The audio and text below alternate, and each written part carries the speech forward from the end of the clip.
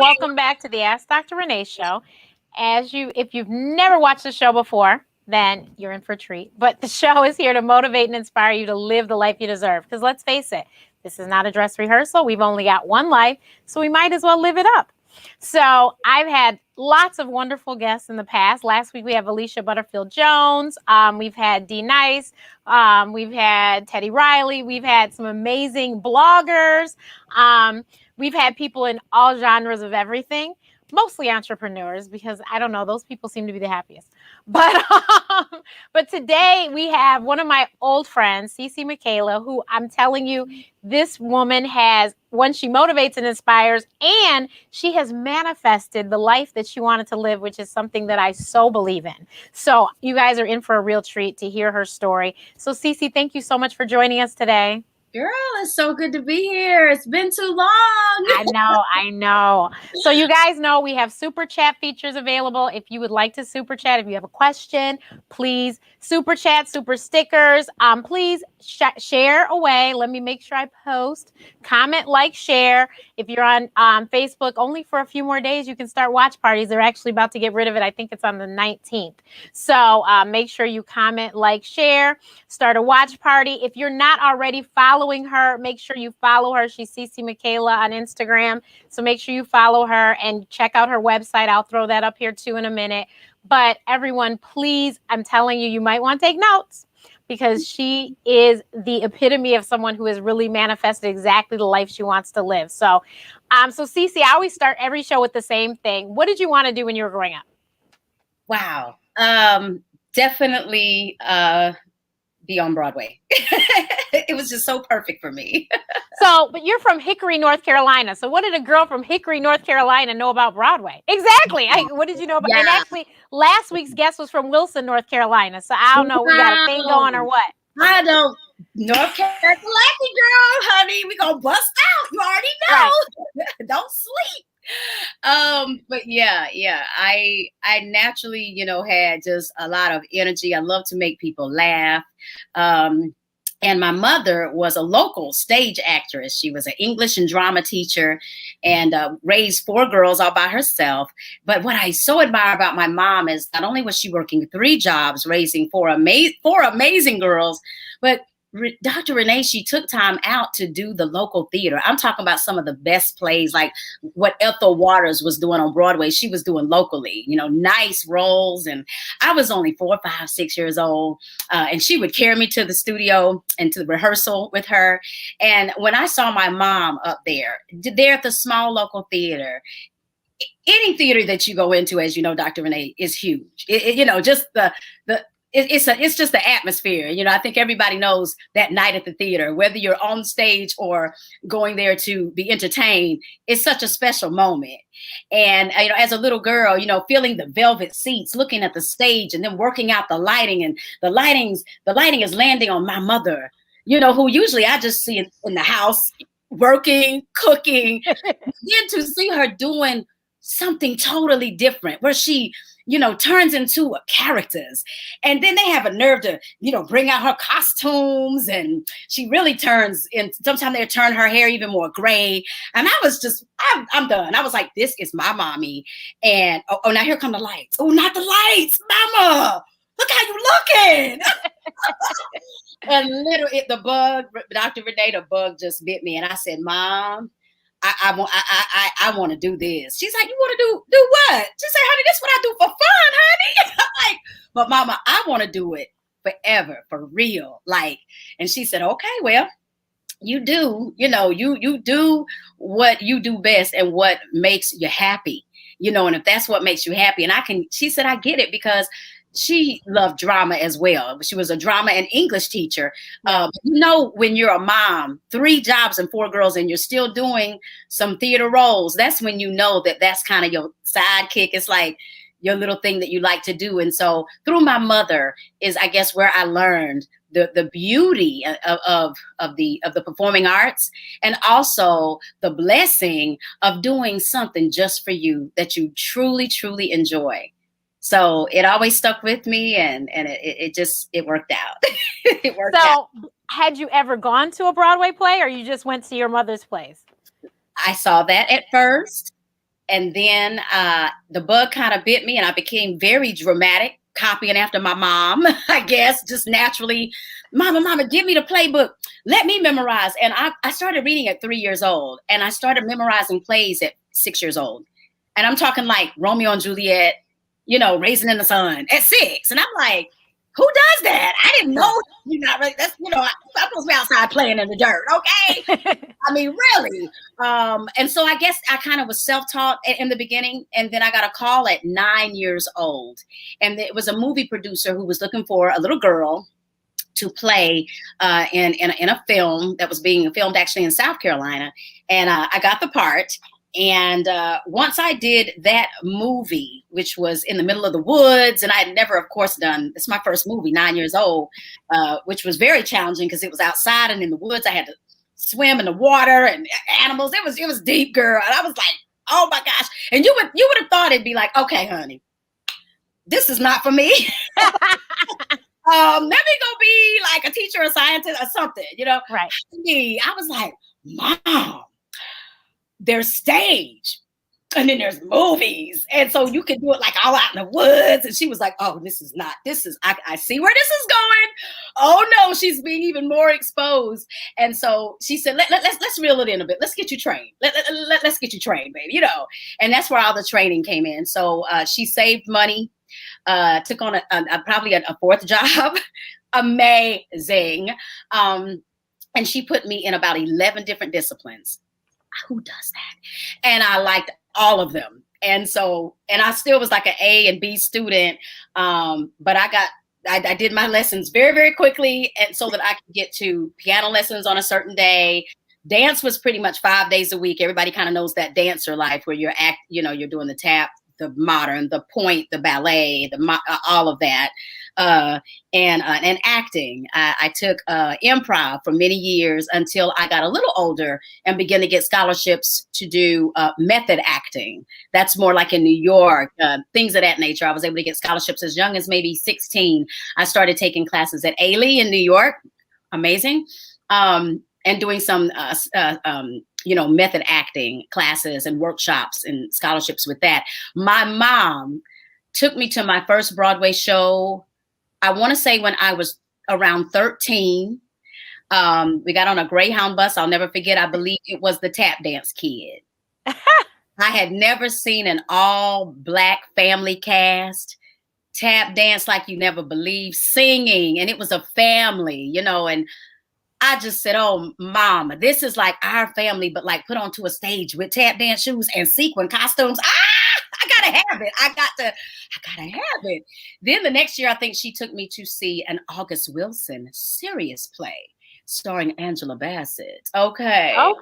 Yeah, I think it was Joe Turner's Come and Going. And that's where I realized, like, wow, Mama, Broadway can be like also the plays that you do where there's no dancing really, but it's just straight play. And I was just exposed. I thank God for that. And even though I was from Hickory, North Carolina as a young girl, it meant everything, for that bus to land at 42nd Street, girl, Grand Central Station. And you get out and you walk, no car needed. The sights, the sounds, you already know what I'm talking about. And the Broadway, a lot of people don't realize that it's a street. First of all, people think it's a play, and it is plays, but it's a street. It's a whole vibe, y'all. And being 12, I said, Mom, this is it. This is it. All I have to do is just stay focused, focus on my work, keep my training up. And when I tell you, Dr. Renee, it was hard because a lot of my trainers were racist. I'm from Hickory, North Carolina, child. You already know, But thank God she took me to New York so that I never gave up. Every day in the South, I wanted to give up. I'm like, how could they treat me like this? Why are they making me feel this some type of way? And I'm less than. But then my mama would remind me, you know where we're going, right? This is just where you were born, darling. I already showed you where we're going. Honey, I dry them tears up, put them point shoes on. And so secretly inside, if my teachers were saying different things or whatever, go ahead and say it, because my mind and my vision was already far away in New York. And honey, I'd be in Hickory, North Carolina, they be talking like this, girl. Now, you just know that, look, you're just not going to, your feet are too flat. Dr. Renee, how they do, and they would just be saying stuff. It'd be in one ear, and the average girl probably would have let it stick and get into her heart, right?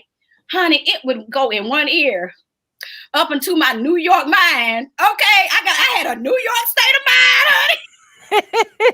Float right out the other, and I would be like, yes, ma'am. Yes, sir. I would do whatever they say, get my training. I'm like, you don't even know the thoughts that I have, where I've been. And my mother we'd be real quiet about it. She said, don't tell anybody. Be cool. This is just for you. This is not for you to brag. See, that's the problem now with Insta, you know what I'm saying, with social media, is that every child, no matter what experience, they've got to show everybody. They've got to show every moment, and nothing is a secret. Nothing is sacred. And so this was a secret between me and my mom. You know what I'm saying? Steve Harvey says something about you can't tell small people your big dreams. That's right.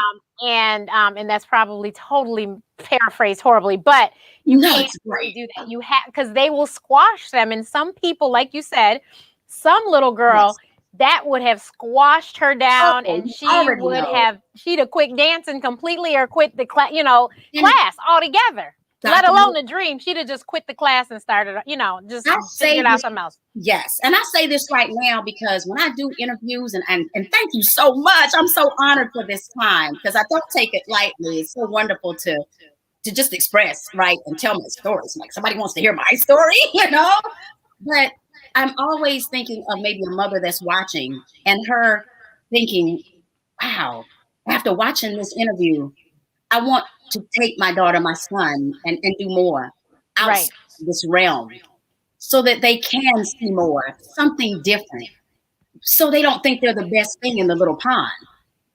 Right. To New York, it also humbled me.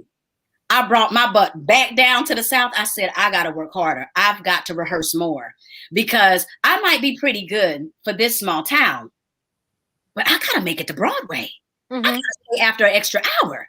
You know what I mean? So my teacher kept looking at me like, what are you staying after for? I mean, what kind of, and I said, oh, I ain't got nothing to do. I had the accent and everything. Honey, I laid it on thick, Dr. Renee. I sure did. Honey, I could have played Whitley in different world, honey. I could chow by.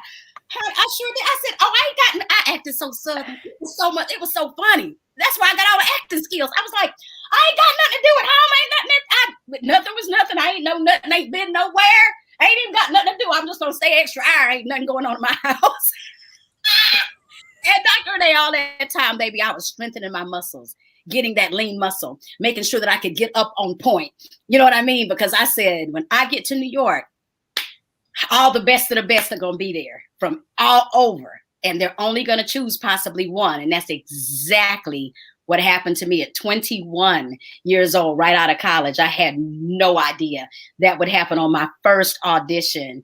Landed in New York at 1 o'clock and at 5 o'clock, and about 400 to 500 girls later, I was the last girl standing, and I got the contract for Jelly's Last Jam, which was an amazing show where I played Gregory Hines' little sister, tap dancing right beside, in between actually, Gregory Hines and the Savion Glover and the Gregory Hines, Felicia Rashad, Keith David, of course, who's from, what is it? Greenleaf.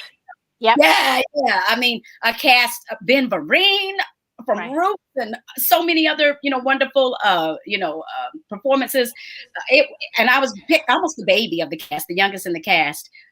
Absolutely an amazing, probably the best thing that ever happened to me one of the best things that ever happened to me in my whole life, because it was Black Broadway.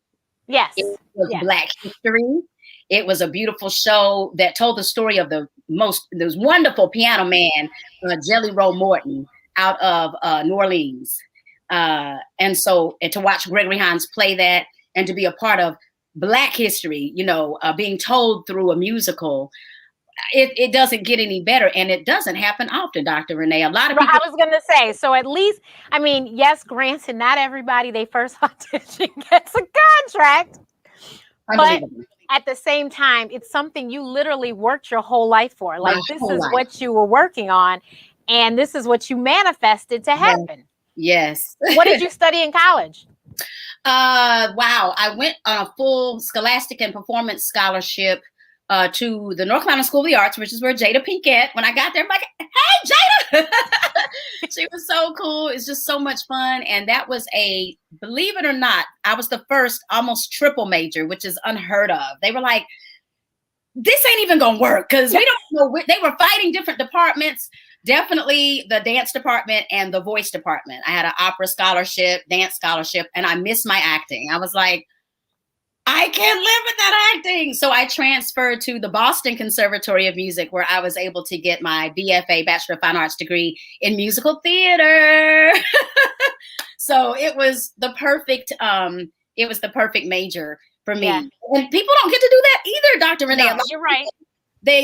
They'll choose something that they really love in college, but it doesn't always work out. But to literally, go from musical theater and a very intense school, a conservatory is very different from a university. It's the same thing, but many, many more hours. I don't even think I slept, so I don't even know how I made it.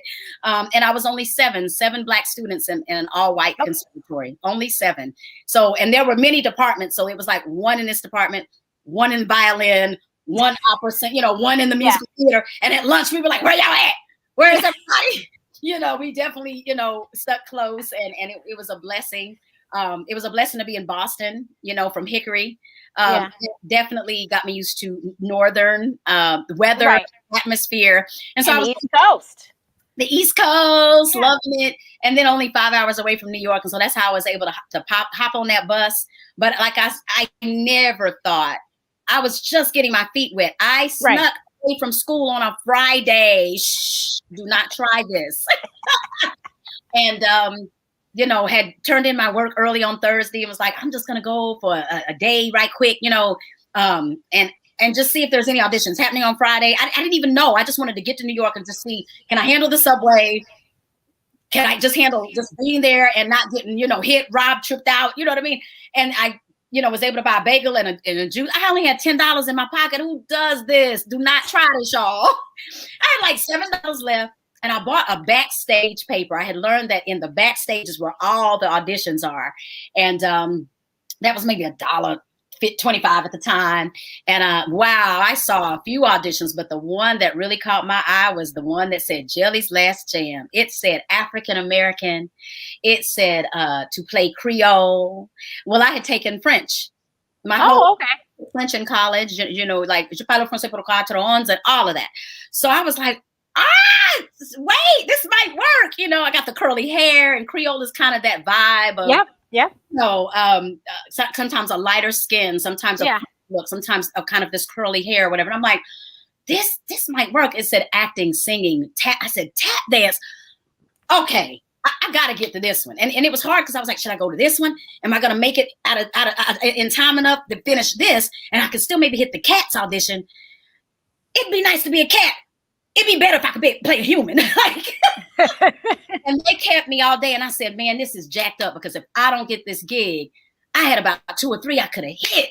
But they keep asking me back, and it was like the old school auditioning where it's 500, then 400, then 3. I was like, this is the stuff like, this is what my professors, were talking about. Like, this is some serious stuff. Like, and then it got to 100 and I'm like, I'm still here. And it wasn't so bad. Then they get to 50 and I'm like, okay, this is about to be real. Like, wait a minute. Okay, then it gets down to like 30 and I'm like, you trip. I ain't gonna lie, you start tripping like, at first you're like, hey, it gets down to 30 and you're like, oh shoot. Like, I might, like, they feeling me. Like, I was feeling myself anyway, but y'all feeling me? And Dr. Renee, it got down to about 5 girls. And I had already said, I'm a winner. At this point, Hickory, North Carolina, Boston Conservatory of Music, senior year, first time on a Greyhound bus coming to New York. I'm in the last 5. This is definitely what I want to do. I don't care. You know what? It didn't even matter. I was just like, I've already won. Like, I can't wait to go back and tell my professor like secretly speaking, can I tell you what happened on Friday, Professor? Like everything that you guys have taught me to do. And this is real. And I had to do this and all the things you taught me. You know what I mean? And it got down and I didn't know how I was going to get it. I didn't expect it. I wanted to graduate. I had 2 more months of school. It didn't even matter to me. I mean, it mattered, but I'm going to go back to school and then I'll come back in the summertime with my degree and I'm going to do it for real, Right. Girl, we got down to about 5 and I said, okay, there's nothing left. I've never had a more challenging audition in my life. Dr. Renee, we are talking about, it was a specific part that I didn't realize they were looking for. So this one part, I really thought I was going to get cut. I'm like, oh, I don't, that's not my strength, but we're going to see. And it was literally like ballet partnering where the man lifts you up and, and I'm like, hold on, honey. Let me put my butt, let me put a couple of bobby pins, honey, and give you ballet, give you Misty. But Misty wasn't even back then. But you know who was back then. Debbie out somebody, okay? But and you had to really show that lifting, partnering, something I hadn't done a lot of. Of course, Dancing with the Stars now is on TV, so people are very familiar with that. But we're talking 30 years ago or something. You know, so I'm like, oh my God, got through that, and I'm like, okay, they tripping. What is left? You're never gonna believe the last bit, and this is where I'm like, it's been nice. This is true. They said, okay, you guys, there's 5 of you left. And this is a very specific piece that we're looking for. Is there anybody? Because every time they would come out, I'm like, dang, I can do that. Like, I can't believe I can do that too. Some girls literally would have to just leave because they were like, I don't do partnering. I can't tap dance. I'm out. And they would have to leave. So I kept making the cuts of the things they wanted. And I'm like, I'm trained. I'm highly trained. My mother put me in all this training. But what is going to be this last thing? They had a nerve to say, if I can remember correctly, can anybody sing opera and then and speak French?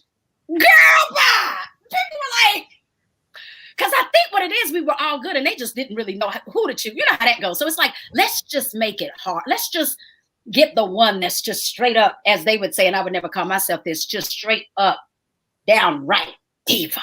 Just go out and they're probably going to say no, but just go and just see as a joke, And then if all of them kind of look like this, just say just laugh and go, oh, we're just kidding, right? So when they said that, I'm like, I'm looked around because I'm thinking like, okay. And kind of like packing their bag, or like, oh, opera, yeah, right. I do gospel, I do pop, but this has been nice, honey. You know what I mean? And so I think they all were kind of like, I guess they ain't gonna pick nobody. Everybody, whatever. Girl, I got my little music book, and I was like, oh, O mio babino caro is my favorite aria. I think even George Wolf was looking at me like, the little Southern chick, the CCDD Fifi Gigi girl, huh? The crazy one. You know what I mean? Like, and they, and then they look at me like, Simon. I'm glad we have these people that we can just, because Simon didn't exist 30 years ago, right? Right.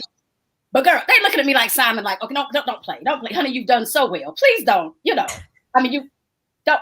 This is not the time, because we were really respecting the last 5, and I was humble, and I went in, and they were kind of like looking like, who would even know how to, you know what I mean? And I was like, I don't even know if I can do it anymore. I said, ooh, yeah.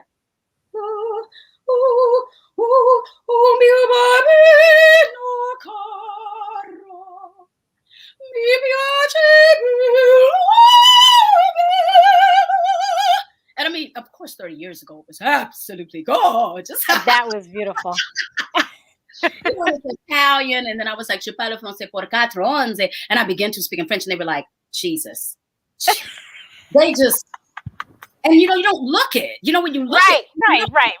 You know what I mean? And that aria is to this day, because it ends, it's about a young girl who's in love, and she's literally saying, if I can't be with this man, I don't want to live. I don't want to be here.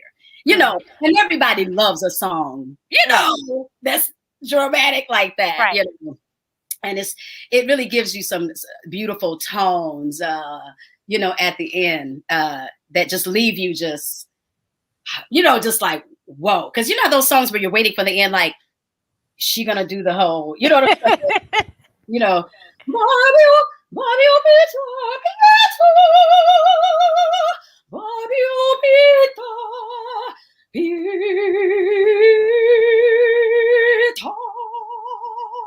you know, and it's just like,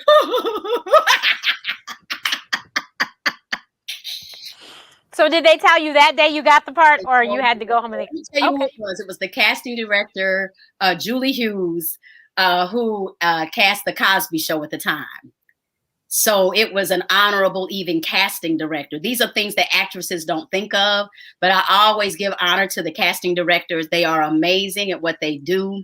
And they have a resume like no other. And a lot of people think of that, but to even not know who it was, and she came out and she, one of the things when you're a young actor, you study everything. So my whole life, of course, I'm growing up watching the Cosby Show, praying to God, I'm hoping I can be on there. I'm like, oh, Theo's girlfriend. Oh, can I be the fourth daughter? Can I be the nosy neighbor? Come on, you can adopt me. Oh my God, don't you want another kid? You know what I mean? So you dream because when you're an actor, and so I knew that name. I said, who cast this thing? I said, man, and I remember sitting at home like, man, if I ever get a chance to be with, Julie Hughes, it's gonna be on. I gotta get on the Cosby Show, because that was everybody's Thursday night, family, and it's one thing to love it or whatever, but when you're an actress, you're like, I hope I can be on it, Right. And girl, for her to come out, and you know how when you're doing these auditions, sometimes you can't really see the casting, you don't really know who it is, you don't quite. They're mysterious, right? There's a lot of people sitting. You don't quite know who. She comes out and she's got kind of this ruffly voice, and you can tell she's just casted forever. She's got this thing about her, this je ne sais quoi. She's like, "Hi, darling," and I'm like, "Hi," and I'm like, "Oh my God!" Like this voice, this energy, and she's like, "Hi, darling, I'm Julie Hughes," and girl, I'm like, you know the name because when you're watching the Cosby Show, you've never seen these people. But you know that name. And I'm like I'm trying to be cool. And so, I'm already traumatized in a good way because I done been through like 5 hours of traumatic, appeasing. And then she has the nerve to come out and be like, darling, my name is Julie Hughes. And I'm like, that's the casting for the Cosby Show. You know what I mean? She goes, and I'm not really supposed to tell you, honey, things of this nature. But sweetie, it's just been such a long, rough day. I might as well just, make your day. You got the part, right? And I was like, oh, she was like, she's like, agent, but and I was like, thank you. And I love the Cosby Show too. Oh my God, kiss Felicia Rashad for me, you know what I mean? And then the crazy thing is, the next thing I know, about 6 months into the show, Sweet Anita's role needs to be recasted. And I was wondering like, oh my gosh, she's going on to bigger things and like that. And next thing I know, 6 months into the show, Ann walks in, they're like, oh, Cass, we almost forgot to let you know. We're going to have to do an extra rehearsal on Monday if you don't mind. We're going to be switching out a character, Sweet Anita. And I'm like, all right, I'll be there on Monday. Okay, whatever. I get to rehearsal because you always are courteous and try to, rehearse or be there for new cast members that need to come in. Girl, why's my TV mama, Felicia Rashad?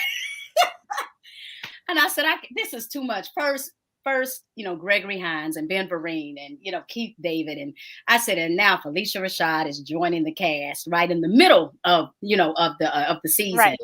And they taught me so much. So how long did you do that show? Wow. Almost 500 to 600 performances.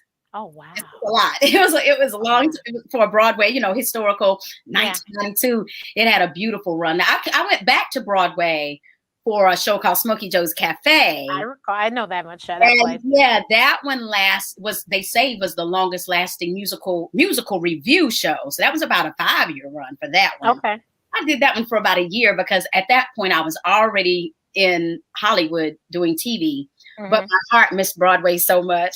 So I would kind of go, people don't know that, but I would kind of go like back and forth doing Broadway show, Fresh Prince of Bel-Air, Broadway show, doing another TV show, that kind of thing. So it is wonderful to be what they call bi-coastal as an actress.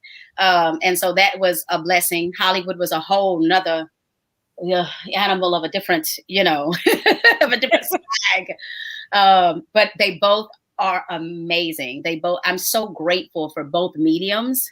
It doesn't get any better really in America as for a performer really than Broadway in New York is pretty big as it gets, and a half-hour comedy or film, of course, when you go to Hollywood, you know. And I've had the best of both worlds and learned a lot. And now, me being me, now I love you know, giving back, teaching.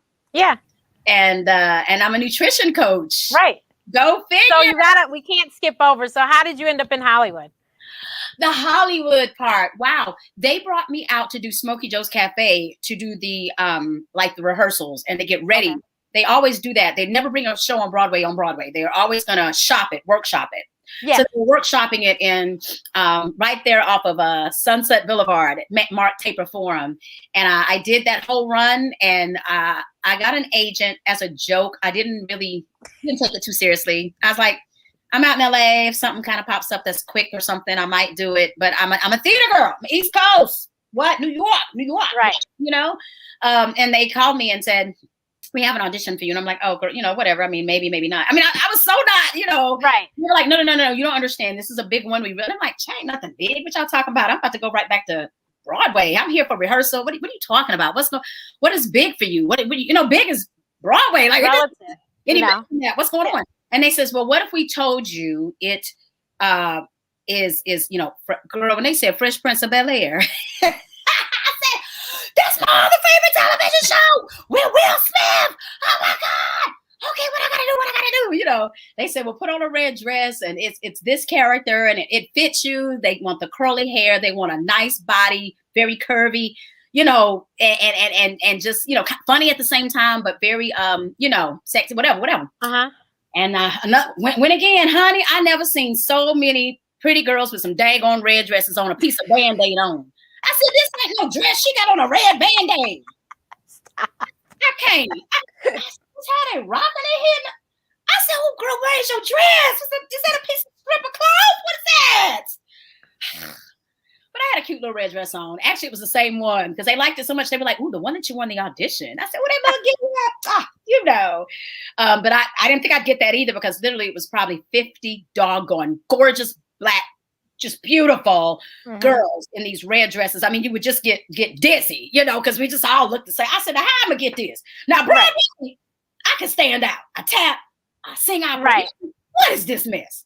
50 girls sitting up, and when I tell you it was all of us, I ain't even gonna say names, but all the girls that are on the scene right now, yes, all of us is.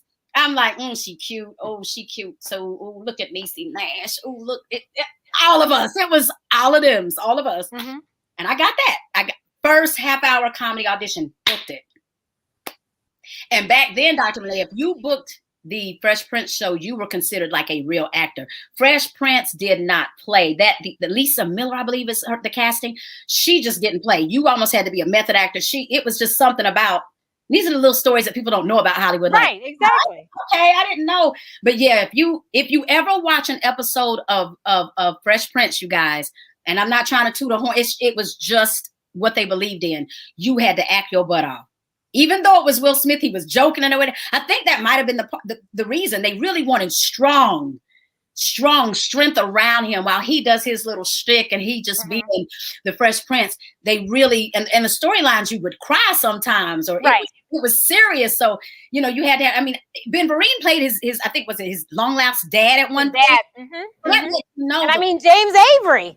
The quality, okay? So it was, so I just couldn't believe. I said, Lord, wait, what in the world? Like, first of all, it's Gregory Hines and Felicia Rashad. Then I go, and my first half hour could have been any old crazy looking little half hour.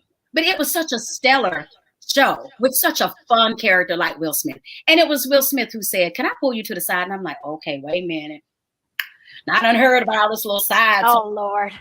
What you pulling me to the side for? Y'all know me, baby.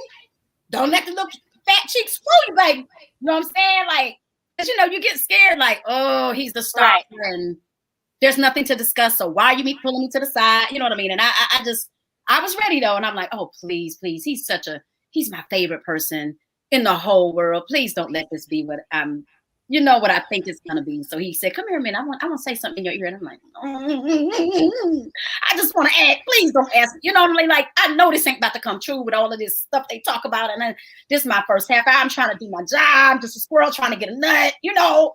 And he comes over and I'm like, my heart is just beating because I'm like, I'm ready for this because I'm a no shit. Don't play. You don't know me, honey. I have a lot of talent. I'm not the one. You know what I mean? So I'm trying to play the game and I'm being cool, you know, because I want to be cordial. And I said, yeah, what's going on? You know, I'm trying to be like cool. Yeah, of course. So he's kind of like, not like turning them on or nothing. Right. So I'm like, yeah, you know, Will, what's going on? Is everything cool? You know, I'm trying to just be real, like whatever. He said, and it was funny in the beginning, like, oh God, where is he going with it? He said, I know you're from a small town. He said, I know that you're also very talented. You're from Broadway, you know. And I'm like, dang, how? Like, I'm just here to do a little half hour get. You know, you done looked at my, how do you know all of that? You know, but I just was kind of like, damn, okay, if he knows all that, what's really getting ready to go down? He says, I know you're mad talented. He said, one thing I do know about you too is you take your Broadway very seriously. And I know that New York is in your heart. That's what you do, like with your eyes closed. Like, I heard all about it, you know, and I'm like, from who? Like, what? Dang, we're travel. Like, what? Oh, the casting director who told my story. What? How do you know? He said, but I'm going to tell you one thing. You got it. I'm going, Will, what are you saying? He said, you got it. Yeah, no, I know that. You know what I'm saying? Broadway, you know, right. On Broadway. No, he said, no. Babe, I'm not talking about that. He said, as far as like a TV career, he said, I know because I'm from the East Coast and I know what it takes. He said, you got what it takes. He said, you a funny cat. I done had a lot of guests on here. He said, but you, and even though it's a small role, he said, you got us like, matter of fact, can you come to the writers meeting in a minute? And I'm like, what's going on? Why? Right. Sure, I'll do it. But he says, you have said so many funny things in your downtime. We're listening to you and you are crazy. Like, you are hilarious. And we're literally writing things that you're just saying even when you're on break. You're crazy. Like, you are genuinely funny. Do you know this? And I'm like, not really. I mean, I'm funny for Broadway. I'm funny when you need me to be funny, but like, I didn't know I was just, you know. He said, you're gonna, instead of stealing, or he was so cool. He was like, instead of just taking your words and then you see that something you just said on break is in the, he said, no, I don't even rock it like that. Come on into the writer's room. You be you, say some things that you say. We're going to write it in the script. I said, no, I don't even, I'm just here to work. I don't want to, you know, I ain't trying to. He said, no, it would be a pleasure. You're hilarious. I don't think you even know what the amount of creativity that you have. He said, but some of the stuff you're saying is funnier than what we got. You know, it's just really cool. So just come on in, relax, don't trip. You know, I know this is not what you expected, but come on into the writer's room, be yourself, say some of this stuff, this shtick that you're saying. We would love to just go ahead and throw it in a script if you don't mind. I said, nah, I'm honored. What? You know, that's when I also knew I had a gift for writing, you know, writing all kinds of things. I think working on my 5th or 6th book now, you know. Right. But yeah, that's Hollywood was amazing. Of course, went on to do Girlfriends.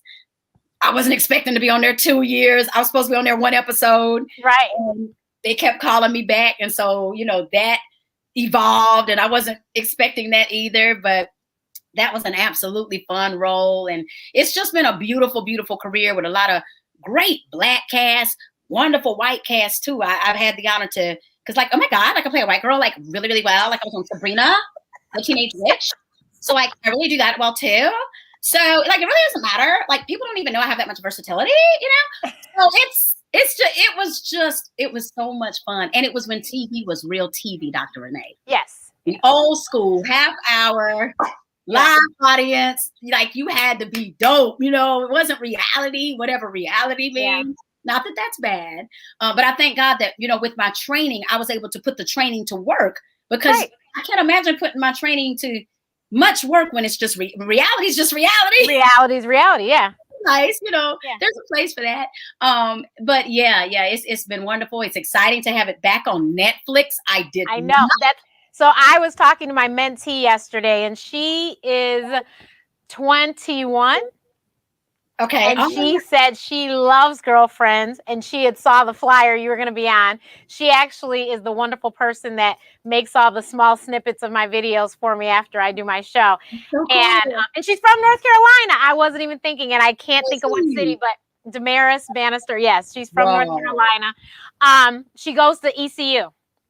Oh, She's nice. about to graduate. Nice. Yes. So she said she loves Girlfriends and watched it. I mean, loves it, watches it all the time on Netflix. So she knew exactly who you were. But I always have to tell my audience how I know my guests. So I was in medical school, and I went to school in England, you guys. So I would go to London on the train, and I would go to the bookstore. And first I would stop at Starbucks. There was actually a Starbucks in London. There wasn't where I lived. I would go to Starbucks, get my little, not chai tea latte. What did I drink then? I forgot what I drank then. I think cappuccino. Right. Thank you, Brian. And so then I get my little cappuccino, and I go to the bookstore, which had American magazines. And so nowhere else could I find them. And I'd sit there, and I wouldn't buy. I would just sit there and read the American magazines and drink my little coffee or whatever. So I saw Cee Cee in some black magazine. I can't remember. It was Right On or something. And I don't remember what I saw, but I saw something in there. And somehow, I don't remember how I ended up getting in touch with you, but somehow I ended up emailing her, and she responded. It was always the most randomest thing. And so when I went home between school breaks, I was home, and she said, "Why don't you come with me to the Poconos? I have a gig. You can be my assistant." And my mother was like, "You've got to be insane." And I was like, "I'm really not crazy. But Mom, I mean, why not?" And she's like, "But Renee, you don't know this person." I go, "But we see her on TV." And my mother goes, "You do not know her." I'm sure he was a crazy cop, but what a guy. So I was like, "I'm going.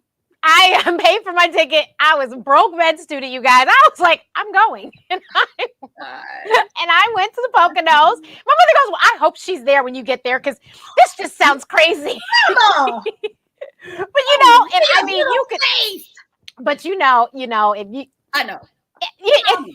She's mine. So I called her and said, "Mom, she's here, and we're gonna go to the, where we were staying." And my mother was like, "Okay, well, I'm glad it's working out."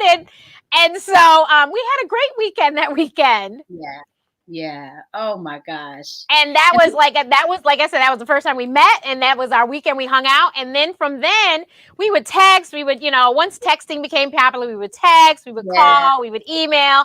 And then she invited me to her fabulous wedding, which I was so upset I could not make it to. But yeah, we just always kept in touch. When she came to Chicago, she remembered that's where I lived. She called me and was like, I'm in Chicago. I'm going to be here for this amount of time. Come meet me here. We went to dinner with all the ladies, and we had a great time. So that's why everyone's just like, "You really know her?" I was like, "Yes." And people are so important, Yeah. I love people. We need people. Right. You never know who you're gonna need. You never know. Everybody is so important. Everybody's so brilliant, especially in our culture. Right. When we come together, right. It's powerful and magical. And you might not remember this, but I'm sitting in my library of 2,000 books. Don't tell nobody. I'm a bookaholic. Been reading since I was 3. I know. And you gave me a Bible. Do you remember that? I do not. And a stuffed animal. I could be wrong, but I always was like, "Oh my God, Renee gave me a, I think I remember the stuffed animal. I do not remember the Bible, but I think I remember. Isn't that good? You were like, she remembers. That was very good. Wow, you guys just saw something. But yeah, and you know what else I was going to tell you? I always say people come into your life for a reason. Well, and I don't know if you even knew, but I'm a triple threat. I danced, I sang, I acted. I took all the classes. I competed in all of them. And I always tell everyone that Sutton Foster, who is on Younger, which I love this show, she was the person I used to compete against in my singing competitions all the time, because she is also from Michigan. And our dance studios would be at the same competitions. But yeah, so I always wanted to do it. And then my mom convinced me that I should do other things. And I was like, okay. And so I figured out, okay, this isn't my calling. But then I became friends with Cee Cee, who was just doing that. And just listening to her and the grind. And, you really have to love it to do Hollywood. You have to. Ooh, baby. And just listening to her, I realized that it was not for me. And my blessing was I could be a shoulder for her to, you know, call and complain. And, you know, and then when she has her wins, she could call me and tell me about them too. Because I'd listen and I'd get, you know, I'd be that person. And so I figured out from that relationship, I was like, so no, I don't think that Hollywood is necessarily not on that end. I didn't want to do acting, singing, and dancing. Yes, we will have a show, you guys, one day. Not necessarily does it have to be in Hollywood, though. You know, we could do the show anywhere. I could do the show in Antigua. I could do the show in Detroit. I could do it in Chicago, whatever. So, but yeah, I learned that, and I was like, you know, you really have to love it. And I said, she loves it more than I, and I'm glad this is happening for her. And you know, but it was very interesting to me, like a bird's eye view of what we go through. Bingo. That was the thing. I would have never known what happened behind the scenes because I didn't know anyone like that. There's one thing to be a performer. It's another to handle everything that goes with it. Right. You know, from the rejection to the waiting. It may be a year sometimes before you do another job. Who does that?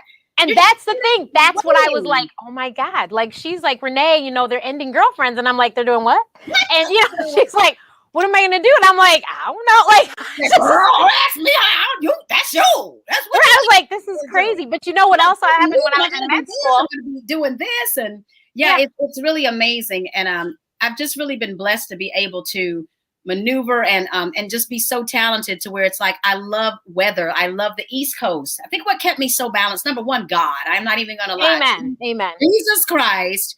I was baptized in the Pacific Ocean. It was wonderful. Go figure, being in Hollywood, right? Only someone in Hollywood could get baptized like in an ocean. The Pacific Ocean, Malibu. Okay. But that was really just fantastical to grow up in a small church and have that foundation, and to finally come into kind of my spiritual self with Jesus Christ and be able to be baptized in the middle of Hollywood, you know, in Malibu. It's just it's amazing. You know, it's amazing. That kept me grounded. And being able to sometimes be in New York and then sometimes be in LA. And sometimes I did shows in Vegas. I played Tina Turner in Vegas. So it was, sometimes I think people get stuck, and I thank God I moved around a bit. You know, that helped a lot. So you just don't think everything is Hollywood. For me, Hollywood is the moment, and it was amazing. And then New York is amazing. And then to do a show in Vegas, honey, you ain't no real performer till you did a show in Vegas, doll. You know what I'm saying? Right.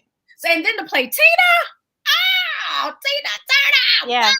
So, you know, I just thank God that because I can't act, sing, and dance, I kind of went to those, the places where you really want to get your feet wet and really, you know, say that you were able to do it. So that's it. And then you guys, she's not going to say, she came out with a CD. She put it out herself. When I tell you, I'm surprised the CD still plays, because the way that I played that CD so much, I knew every song from the front to the back to the middle to the end. And when when I went to the Poconos, I think I'd already had the CD, so I knew the songs when you performed them then. And when I'm telling you, that CD, you guys, if you lucky enough to find one, I know. And that CD was good. On So Much Love and Corrupt, which people love. That's the song I sing in French. Yeah. Is on streaming on downloads on all the platforms now. Okay. Yeah. So we'll definitely have to make sure we have those links below on YouTube. But you guys, the CD is really good. Like like I said, she did it herself, but it was so good. Yeah, I produced it. I'm a music producer. I learned that from the Boston Conservatory. I'm huge on music, and I think it's about 12 tracks and very, very socially relevant. Yes, Harriet Tubman. When that movie came out, I thought about you. She's been doing Harriet Tubman 20 years ago. Yes. It's amazing, you know. And then so I was glad to get it on the streaming, you know, platform. Yeah. You know what I'm saying? Yeah. And so you guys, the other thing I really want you to notice is that when you know what's for you, you will have it. And then don't give up. Don't give up. Right. If you know that this is what you want to do and that you're actually good at it, because Lord knows we've seen them American Idol auditions and we're like, dear God, help them all. But my sister always says they don't have any friends. But if you know that you have a skill, you have a talent, You need to make sure you do everything you can do to nurture that talent. Yes. If it's your child, make sure you nurture the talent. Unfortunately, there are parents out here that are not supportive like her mother and not supportive like my parents, and they will say all the things that will end up getting into the child's head. I know. And that could have been the next whatever, and we don't know. So you got to make sure you support the children. And, yes, it might be crazy. They want to major in musical theater, but you know what? If that's what they want to major in, I promise you that they will be successful. You can tell. Yeah. And so you just have to, you got to believe in them. Somebody's got to do it. Somebody's got to do Broadway. Somebody has to do it. Right. You don't want them to, to go somewhere else. You want to stay in their corner. But when I was in med school, Sutton Foster won her first Tony. And when I tell you, I was so upset. I literally went home that night after I found out. My sister had emailed me and said, why do we know Sutton Foster? And so because of the time difference, when I emailed her back, she was asleep.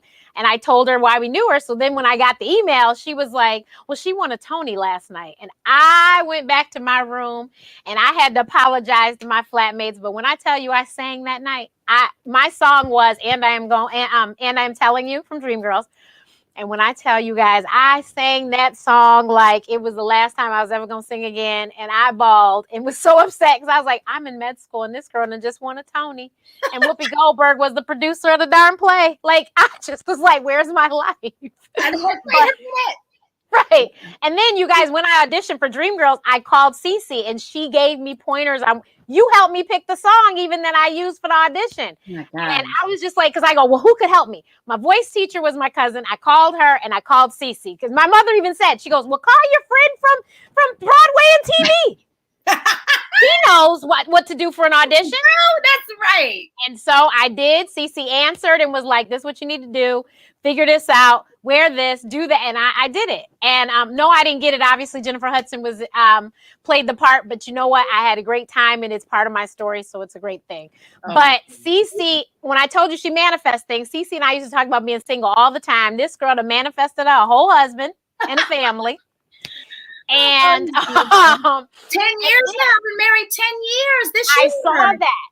I saw that. It went so fast. Crazy. I know. And so then she's a nutrition coach and she has literally been changing lives on that end. Yes. You guys, when I tell you, if you want, look at her stuff and go look at the before and after pictures, she's got people losing weight, healing themselves from all sorts of diseases. Right. And, you're the reason why I drink matcha tea. I learned about matcha from you. God, and I bought it from someplace. You put a link to something. That's where I bought my first matcha. It came in a little tin. It was the most expensive tin ever. And my little whisk. That's right. And this was before YouTube was very helpful. And so I didn't know how. I was reading directions trying to figure out how do I do this. And girl, let me tell you, most days I have matcha latte with oat milk. It's amazing. It's amazing. I've been doing it now every morning for 12 years or so. And so now, Dr. Renee, I've traveled to 17 countries. I'm probably one of the only African-American female medicine hunters from the U.S. Hunting for natural medicine. I brought all the medicine back. And so now I'm the CEO and founder of the trademark eating protocol, Zuleana. It leans out the body. It makes the body strong like the Zulu warriors. And I'm up to 325 diseases that I have regimens for at Zuleana.com, where you can get 42 care kits. You can get everything from no aluminum deodorant, no fluoride toothpaste. Everything is no fillers, no chemicals. And it's everything: cerebral palsy, weight loss, dementia, you name it. Multiple sclerosis, lupus, fibromyalgia, prostate, you name it. I have it. And I teach like Clubhouse. I teach on the Clubhouse app, right? Yeah. Tuesday nights, every Tuesday night, 8:30 p.m. Eastern, 8:30 p.m. Eastern. People love to hear me teach, and I love taking their questions. These are real people in the real world with real health issues that need real solutions, And you got to eat. Dr. Renee, you got to eat anyway. Yes. Food is medicine. Food is medicine. Movement is medicine. I have my Aqua Zuleana Cardio. The brand has just really, really expand it. But I think people enjoy it because it's someone they can relate to, and it's tasty and it's balanced. I'm really into people not having any vitamin or mineral or enzyme or amino acid deficiencies. Yeah. So I've been doing it now that for 27 years of research. So even while I was on the set with girlfriends and everything, I would be studying my lines 1 minute. As soon as I get those lines down, I'm studying the like Grey's Anatomy and like, you know, studying botanicals and things like that. So it is exciting to do nutrition. So many people are like, we can just see you having a nutrition show. You're going to be. No, I think Medicine Hunters should be a show. Isn't it wonderful? On Discovery Channel. I know. We gotta call them. We gotta figure it out. Yeah, definitely. Because I saw you've done Facebook Lives while you were traveling and shopping all over the world, right? And showing you guys like what's the hot thing, you know. And I'll make sure that I bring it back. And then as soon as I come back, people are like, it's so much fun to be able to, you know, order at Zuleana.com what she just came back from. I think the last one right before COVID was Brazil, and I brought back camu camu. Some people call it graviola.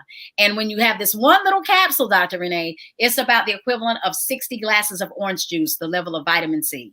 Oh, wow. Incredible. It's just something that America just we just don't have it. You know, America has Hollywood and Broadway. We don't have mangoes and coconuts and camu camu. You know, we don't have it. So I had to go, and we don't have matcha. We don't have it. I have to have it imported from Japan, right? And I went to Japan. I've turned so many people on to matcha. One of my favorite person who does tea time with me every week is on here, Eva, and I turned her on to it. We I call it my office. It's a lovely little kind of they have lunch. They actually have breakfast, lunch, and dinner, but it's this cute little spot that I would walk to every week and meet her. And whenever I have meetings, since I work for my computer, wherever it's at, I would always take these meetings at this place, which is why I call it my office. And they had matcha. So I used to have it because I stopped drinking cow's milk. I used to have matcha just straight. And they thought I was crazy. The people would look at me like, you don't want anything in it? That's how I go, no. Just supposed to do it. Oh my gosh. Just put it in there. Give me some honey, because I'm like, we can add a little and I'll be fine. Right. Just give me, and they were like, but what else is in the cup? I go, just put water. Yes, like, that's the original. Okay. And it was like every time I ordered it, I had to go through this ritual because it would be a different person, and they thought I was crazy because I didn't want nothing in it but tea. America makes it latte, and I'll tell them a secret. As soon as you put in any kind of milk, no matter what, because milk is wonderful, almond, oat, it doesn't matter. It has calcium in it. Once you add the calcium in there, unfortunately, it takes away all the vitamin properties and the milk belly fat properties of the matcha. So in America, they're doing it very much just socially, but that's not how they do it in Japan. That's why they're so beautifully tiny. Okay. So that's what I have to do sometimes in America is kind of unlearn and figure out, are you trying to do something socially, or do you really want to be, you know, healthy and lean? And so, yeah, it's tough to kind of understand that. And but once you've been to Japan and you see the real way to do it, I studied with like the centurions. They're 100 years old looking 60. Right.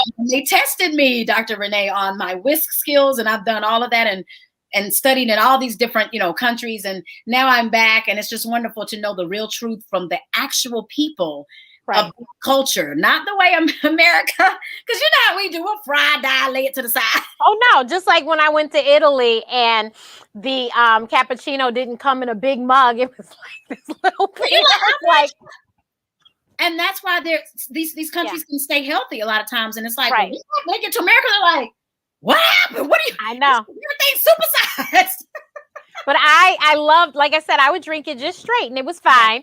And then when I started drinking oat has a lot, it got protein in it too. So I was like, well, let me have my little oat milk. So once they started carrying oat milk, I said, well, we'll put oat milk in it. But I literally originally, I just drank it straight. And it's an acquired thing. It's not like, not everyone will love it, but yeah. I got used to it. But matcha, I learned from Cee Cee. Matcha is going to melt the belly fat and clean the amyloid plaque off of your brain. But there's 5 grades, you guys. So come to Zuleana.com and get the top notch so that you can get all of those wonderful health, you know, benefits, as well as everything else, diabetes, blood pressure, you name it. We've got the kits and everything for you, teas and supplements and soaps and you name it. I've got it all. It's spices, girl, like there's something for everybody at Zuleana.com. And it's so much fun for it to be for us, by us, a Black female And I help the women through their teens, their 20s, their 30s, their 40s. Because what, Miss Renee? I'm 51. I'll be 51 in a couple of weeks. I know. It's fun to be on that other side of things. I've already went through the change of life. Isn't that? Oh my God, it's amazing. So I'm able to help. I've never had a hot flash. I don't have gray hair. I don't do that as a pat on the back. I do it because it's Zuleana, and I know what to eat and what to do. So it's wonderful to just have done nutrition that long and to help women and men get through this thing as African Americans with the trauma level, stress level, and just the knowledge that they just didn't give us. It's kind of like trying to do history. We're going to have to learn it on our own because it's not in the books. No, there's a lot of things, especially on the show this season, financial things we didn't learn because they just didn't tell us. Nutrition, they didn't tell us. I literally, for Pete's sake, the slaves were eating the scraps, you guys. And we don't have to live like that anymore. No. And that's what Zuleana's all about. I literally take us back to West Africa to learn, and this is literally part of the Zuleana way. What were we eating when they stole us? And whatever we were eating, it was incredible. We need to do that because they look amazing. Well, we made it, honey. We made it 2 or 3 months on ships, shackled, hardly no food, no exercise, no sunlight. Immediately put onto an auction block, and nobody was turned down. Everybody was sold. Everybody was sold. So that lets you know. And that's where I go back in time and say, what were we eating there, in West Africa? So it's exciting to wake up. Like I have African fiber, things of that nature on the site. My aloe comes from Africa. It's just amazing to some items that will kind of take us back to the motherland and give us a connection. Because I'm telling you, as far as our hair is concerned, if it was just a white product, it wouldn't work. We need flour. We need the shea butter, the mango, but we need our aloe. We need things. Some people are like, they don't even understand we have natural hair. It's like any good product is probably gonna have aloe in it. But whereas aloe is huge in the backyard, it's like tall as day. Right. Africa. So sometimes in America we forget, like we're African American, but we're like, oh snap. These things that are working for us is because it's who we are. Right. What was in our backyards when they stole it. You know what I mean? So it's like, so Zuleana is just, it's amazing. I was on my way to Africa pretty much right before COVID. So as soon as it left, I'm going to be going back to Portugal, and then I think Ghana on over to South Africa. So I'm really excited. I'll be taking probably some women with me, some of the Zuleana winners. I love giving my weight loss, my girls, the shirt, the designer jacket. Then they get a 5-inch crown and become Queen Zuleana. And then we go on an international trip. They're now allowed to go with me and go medicine hunting with me because they're so good at it. They've gone from size 24 down to a size 6, 7, 50. Love it. Love it. They're ready to travel at that point. Yeah, exactly. Come on, baby. Let's go. Let's have fun. I'm always like that. You hear me? Come on to the Poconos, Miss. Right. I'm always down for a nice girls trip. So where can people reach out to you? Because I know that there's some people here that are like, wait a minute. How do I get out to this? You got to follow me on Instagram. You'll always see me in my kitchen, in the pool, doing recipes, just making life fun, healthy, grand with my husband, teaching you the love part of it too. And traveling, of course, you'll see me traveling. That's at Cee Cee Michaela on Instagram. I'm on Facebook, but I can't get any more people on Facebook, y'all. I'm at 5,000. So Instagram is Cee Cee Michaela. Clubhouse is also Cee Cee Michaela. And then, of course, my website is www.zuleana. Zuleana. Got that right here. When you DM me, when you DM me on Instagram, I get back with you within 24 hours. And Miss Renee knows that's been my policy for life. If you DM me, I get back with you my whole life within 24 hours, no matter what your need is, because I'm just one of those people that just believe that, there's a reason for everything. And I may need that conversation on the other end of that line. And you guys realize this was before social media that we became friends. Like there wasn't no Twitter, no nothing, no Facebook. There wasn't even Google. Like maybe a pager. I don't know. You're right. Maybe a pager. There was none of that. And that's, and, email, maybe email, It was email. Yeah, we had email. That's what we had was email. And the last thing I have to tell you guys is that if you didn't notice, on Girlfriends had the cutest hair. And so, she was my friend. So I asked her, I'm like, Cee Cee, what do you do to your hair? Because it's so cute. And she goes, girl, I get this hair in Hollywood. Let me go get you some and send it to you. You guys, I didn't blink. The hair was on my step. And she sent me the hair. So then when I went and got my hair done, I took the hair to the lady and she put it in. And that was that. I had my little braided hairdo with my little curly hair, just like Yvonne. And so, oh, that's so cool. And then you know what's really crazy is it's protective. I had to do something like they're not going to touch my real hair. My real hair was down to here. My hair's down to my waist now, Cee Cee. Yeah, that's how it is. Right. But you got to do those protective styles. And I still press my hair to this day. And I would never do that because I wanted to do something like different. You know what I mean? Like a lot of them have the straight hair on, girlfriend. So I'm like, this could be wacky and big. But yeah, it's fun to know, like, it's fun to have real big curly hair anyway. Yeah, I like it. I mean, not everyone can pull it off, but I think we pull it off. You gotta have personality. But and then it's nice to also have protective hair that you can use as well, and while your own hair is just growing and being safe. And it's just amazing what we can do. We're so versatile. Yes. I'm loving it. I'm loving being black, honey. Well, Cee Cee, I am so thankful that you were able to finally get on. We tried to do this when I was still in Chicago and we just couldn't get it together, but we got it together. Got it, girl. And for those of you that watched live, thank you so much. And thank you, Brian, again for the super chat. We so appreciate you. Cee Cee does have a big heart. Somebody said she has a huge heart. She is, like I said, years and years ago, I could text her 3 years from now. She's like, "Oh, hey, Dr. Renee." I'm like, okay, hi.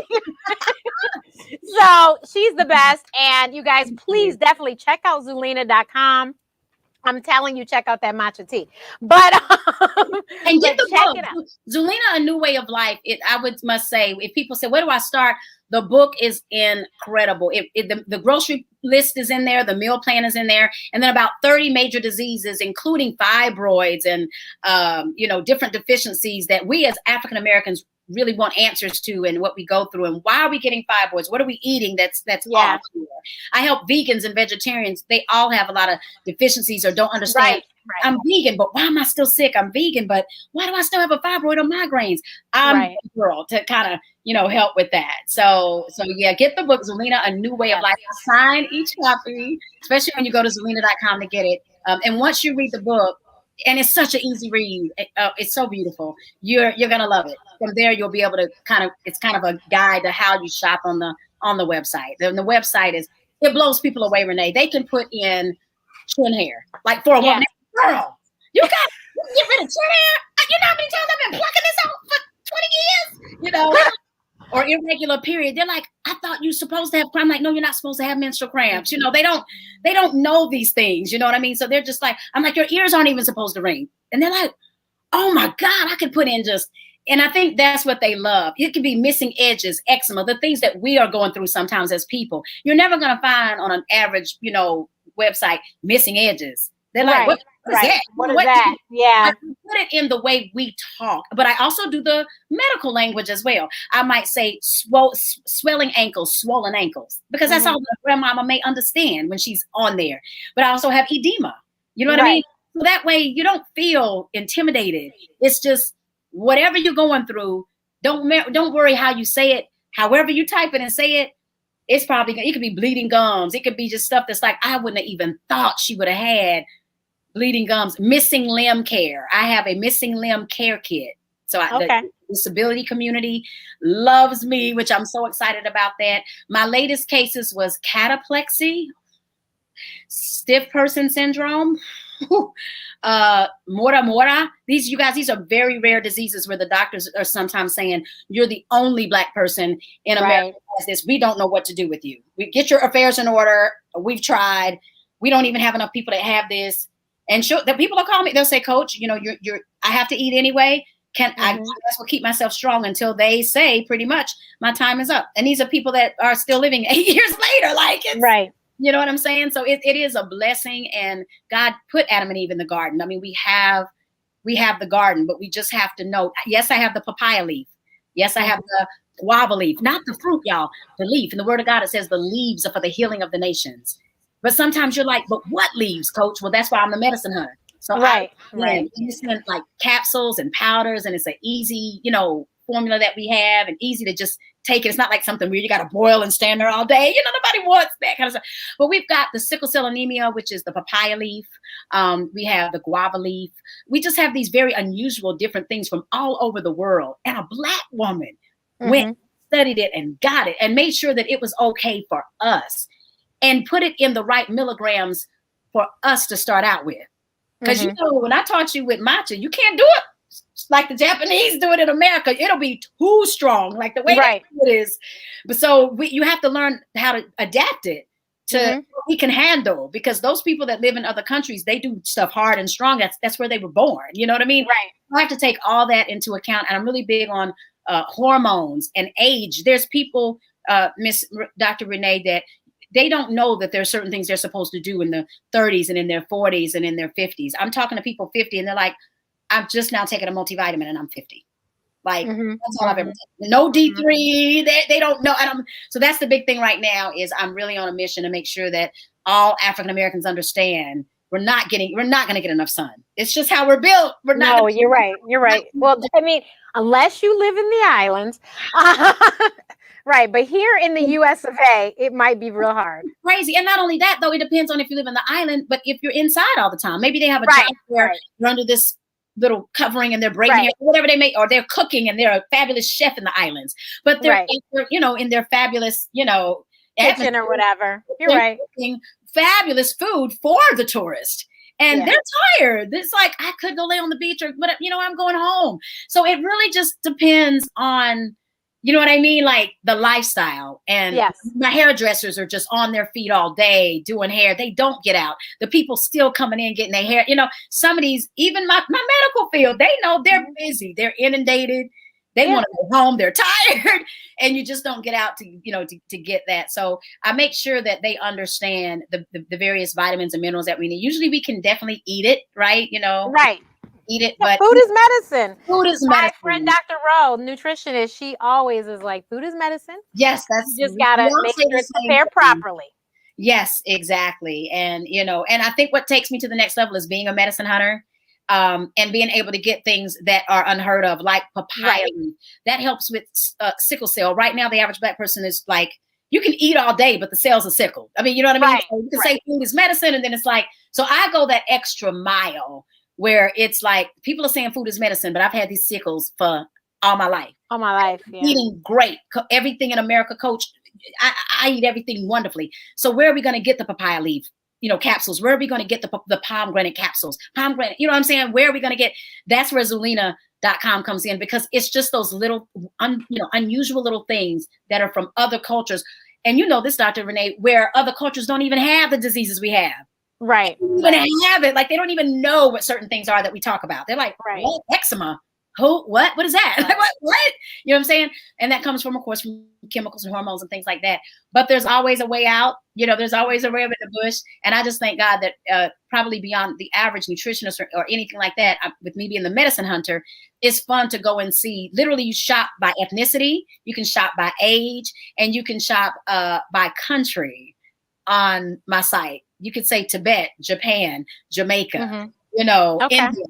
And it's just amazing, what you'll get. So that's what makes it just so unusual and really quite an experience. It's definitely a wisdom center, Zuleana.com. So I put 27 years of research all into that website. So when you look up a product, it's going to not only give you the ingredients, how to take it, best way to take it, testimonies of what works in the community, if you know what I mean. And then like all the benefits of what you get. Most people take D3, but they don't know it's 22 benefits to taking D3. They don't know that. And it's fun to know your medicine. They respect it more. They're like, you know what? I used to just take D3 every 3 weeks or something. Now they're like, after reading your website and buying it from you, which is D3 plus K2, because I take it to the next level. Me too. Yeah, exactly. Like, but you're a doctor, but the community doesn't know how to mix this. They don't know about K2, because the media is going to say D3. They're not going to say D3 plus K2. They're not going to go that extra mile. That's where we need people like me. They call me the Harriet Tubman of health, by the way, to just really get them the health freedom, take them by the hand. We need support. A lot of us have been mishandled, confused, experimented on, through history, through time. And we just want someone that we can trust, that we can, they can relate to. And so they're like, Coach, thank you for just being so attentive to understanding me as a woman, what I'm going through, and I listen to everything. I go over prior surgeries. You know how that goes. They may have had hysterectomies and no one gave them any hysterectomy aftercare. On my site, you get aftercare. You got to eat anyway, but after a hysterectomy, you're weak. If you're a vegan, you may not be getting iron and they're fainting. It's just so much that they want to do right, but they don't understand the deficiency part. Right. Understand they're going to faint if they don't have enough iron. You're going to be tired. And yet I'm a vegan. How could this happen to me? Right. And that's where Zuleana comes in. It's like, if you want an alternative and you want to be whatever you are, but make it be stronger and understand nutrition a little bit more so that you don't faint, so that you don't feel depleted, nothing missing, nothing broken. Zuleana, is going to get you there where you get more knowledge. Knowledge is power. It is. And, there is a way to eat more iron, and things of that nature. But sometimes with the vegan diet, you just may not get all that information. They tend to just follow each other. I'm saying, what book did you read? They're like, oh, nothing. It's just vegan. You just stop eating all the meat and all the dairy. I mean, it's just easy. And they're doing it because it's easy. And I'm like, oh no, but all of those things mean something. If you're not going to eat, what did that provide you? And I try to ask all my people, like, what's your protein? They're like, I don't know. So it's like, no. You can't just choose a eating lifestyle and not know what you're doing. Like a religion. You don't just say, oh yeah, I'm this, and not practice it and not understand what you're getting into. Even marriage, it's like, okay, I know what you're getting into. You don't just get married, you don't know what you're doing. You know what I'm saying? So yeah, so it is exciting to watch even vegans and vegetarians say thank you. I've never stronger. I didn't know I was doing this, to myself. I didn't know I was deficient. And I think everybody knows whenever they're vegan, they're usually B12 deficient. B12 is serious. It is muscles, nerves. I mean, that's, and so they're calling me like this. And I'm like, wait, what is your slur? What's going on? And they're like, I'm vegan. I need help. I said, oh my God. Oh, you needed more B12. You didn't know. They're like, I didn't know. I thought it was healthy, and it is healthy. But where Zuleana comes in is I just don't want anybody to go without. It's tough to choose something wonderful, thinking you're doing the right thing, and no one gave you the memo. They didn't give you all the information, to go with it. You know what I'm saying? Right. I even am into founders. I'm a Black historian, and I love history anyway. I keep asking people, when you're vegan, and I'm not against vegan. I could talk about all the different diets because Zuleana's right up there with them. I'm on Wikipedia. I'm trademarked and I'm right up there with them. But I'm like, who's the founder? Like, I'm the founder of Zuleana. Who's the founder of vegan? They're like, you know what? I'm like, who chooses an eating plan? You don't even know who it is. So I looked it up. It's Donald Watson from 1944 out of the UK. I'm like, are you sure you want to do a man from the UK from 1944? And let me tell you, Dr. Renee, it is so serious with him that he did it in 1944. By 1945, they don't even eat honey because it's from the animal. Who say they will not do honey? I have Black. I'm just being real. I have clients that call me. Their hair is dry. Their skin is dry. Dr. Renee, their eyes are dry. They're so upset. Their marriages, you know what I'm about to say, because everything's, let's just put it like that. And that saddens me. But they're gung-ho about being whatever it is they want to be. And I said, do you realize I can't even get you to swallow a cod liver oil pill? Right. No, because it's from an animal. I said, okay, something's going on a minute. Wait a minute. Wait. Like, wait. You know what I mean? Like, it's pretty bad to where you're that imbalanced and you really believe it. And I'm like, y'all, we gotta learn. You need balance. A cod liver oil pill, it's not gonna, ma'am. I mean, I understand the animal thing, but then wait, Dr. Renee, how they gonna be so serious with the animals while they sitting on a leather couch? Wait, they got a leather vest on, but they not gonna eat I said, y'all, wait a minute now. You're gonna have to get it together a little better than that. Right. And it's just, they just have to get the whole reality check and understand that, what animals are animal. And you kidding me? Like, I love animals, but sometimes you're like, dang, I think I do have a pair of tennis. Oh shoot. Oh no. Yeah, exactly. It's like all them shoes you wear to church, they all pleather, they all plastic. You sure? There's no. Oh man, I ain't even think. Right. You know what I'm saying? So I'm like, we're gonna take it a step at a time. Eating is the same way. And we just have to make sure we eat everything in balance. That's what Zuleana does anyway. And it makes you feel so good to be socially, responsible for the earth. and then be responsible for yours. I'm not trying. I mean, I love saving the whales, the dolphins, honey. I'll save as many animals as I can. But doggone, Dr. Renee, let's save ourselves. Out here. I gotta live. You know, right? I live too. So yeah, I make sure I'm excited because thousands and thousands of people I've helped to lose weight. But it's great that we at least don't eat any meat for breakfast, and that thousands of people have never even thought of that. They're like, see, I've been doing this for 4 months, and guess what? I just realized I don't eat any meat at least until the afternoon, and then it's such a light piece, and I haven't eaten red meat, and so you know what I mean. And so sometimes it's all about steps, and not just cold turkey. I'm not going to do any fish, cod liver oil peel, no honey, the bees. I'm like, you just swatted a fly. Steps. You just swatted a fly, but you can't eat honey. I'm trying to understand. You got to take baby steps. So thank you so much. She's going to help you. You guys, please follow her. Go to Zuleana.com. Text Live Life to 66866 if you want to join my email list. Next week's guest is Cherry Johnson. Cherry from Punky Brewster. Love it. And if you guys haven't seen the reboot on Peacock TV, you're missing out because it's actually really good. I've watched it myself. But I look forward to seeing you guys next Saturday. Thank you so much, everyone. See you next week.